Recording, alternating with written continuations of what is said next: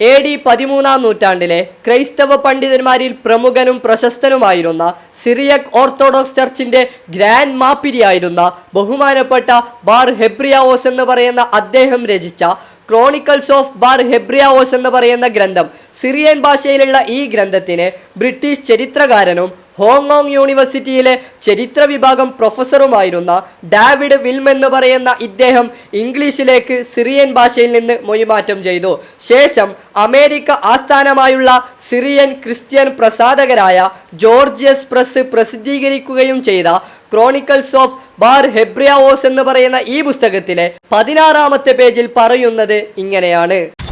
Syriac Orthodox ചർച്ചിന്റെ grand മാപ്പിരിയായ ബഹുമാനപ്പെട്ട bar ഹെബ്രിയാവോസ് പറയുകയാണ്, ബാലനായ മുഹമ്മദ് തൻ്റെ സല്ലല്ലാഹു അലൈഹി വസല്ലം തൻ്റെ 9-ാം വയസ്സിൽ പിതൃവ്യൻ അബൂ ത്വാലിബിന്റെ നേതൃത്വത്തിലുള്ള കച്ചവട സംഘത്തിന്റെ ഭാഗമായി സിറിയയിലേക്ക് യാത്ര തിരിച്ചു.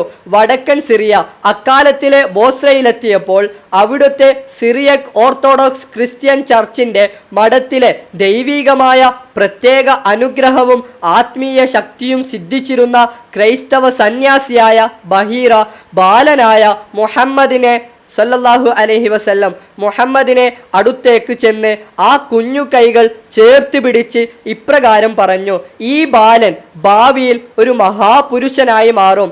ഈ കുഞ്ഞിൻ്റെ പ്രശസ്തി അതിർത്തികൾ കടന്ന് ലോകമൊട്ടാകെ വ്യാപിക്കും. മേഘങ്ങളും വൃക്ഷങ്ങളും ഈ ബാലനു പ്രത്യേകമായി തണൽ നൽകുന്നത് ഞാൻ എൻ്റെ ആത്മീയ ജ്ഞാനം കൊണ്ട് കണ്ടു. മുഹമ്മദ് സല്ലല്ലാഹു അലൈഹി വസല്ലമയുടെ ദൈവദൂതൻ എന്ന നിയോഗവും അമാനുഷിക സിദ്ധിയും ആദ്യം തിരിച്ചറിഞ്ഞത് സിറിയക് ഓർത്തഡോക്സ് ചർച്ചിലെ ക്രൈസ്തവ സന്യാസിയും പണ്ഡിതനുമായിരുന്ന ഈ മഹാത്മാവായിരുന്നു എന്ന് ബാർ ഹെബ്രിയാവോസ് എന്ന് പറയുന്ന ക്രൈസ്തവ പണ്ഡിതന്മാരുടെ ക്രൈസ്തവ സിറിയക് ഓർത്തഡോക്സ് ചർച്ചിലെ ഗ്രാൻഡ് മാപ്പിരിയായിരുന്ന ഇദ്ദേഹം ക്രോണിക്കൽസ് ഓഫ് ബാർ ഹെബ്രിയാവോസ് എന്ന് പറയുന്ന പുസ്തകത്തിലെ 16-ാമത്തെ പേജിൽ വളരെ വ്യക്തമായി രേഖപ്പെടുത്തി വെച്ചതായി കാണാൻ സാധിക്കും. അതായത് തിരുദൂതരുടെ മഹത്വം ആദ്യമായി മനസ്സിലാക്കിയ സിറിയക് ഓർത്തഡോക്സ് ചർച്ചിലെ പണ്ഡിതനും ക്രൈസ്തവ പുരോഹിതനുമായിരുന്ന ബഹുമാനപ്പെട്ട ബഹീറയുടെ ബോസ്രയിലുള്ള മഠത്തിന്റെ പിക്ചറാണ് നിങ്ങൾ സ്ക്രീനിലൂടെ കാണുന്നത്.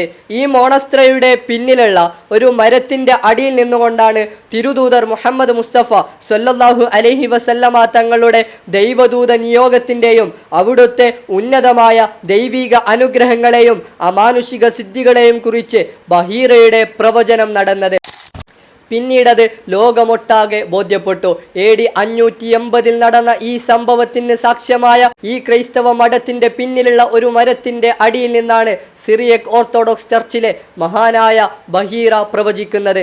ഇന്നും ഈ സ്ഥലത്തിന് ബോസ്ര നിവാസികൾ ക്രിസ്ത്യൻ മൊണാസ്റ്ററിയെ ബസിലിക്ക ഓഫ് ബഹീറ എന്നാണ് വിശേഷിപ്പിക്കുന്നത്, വിളിക്കുന്നത് എന്ന് ചരിത്രത്തിൽ നമുക്ക് നോക്കിയാൽ കാണാൻ സാധിക്കുന്നതാണ്.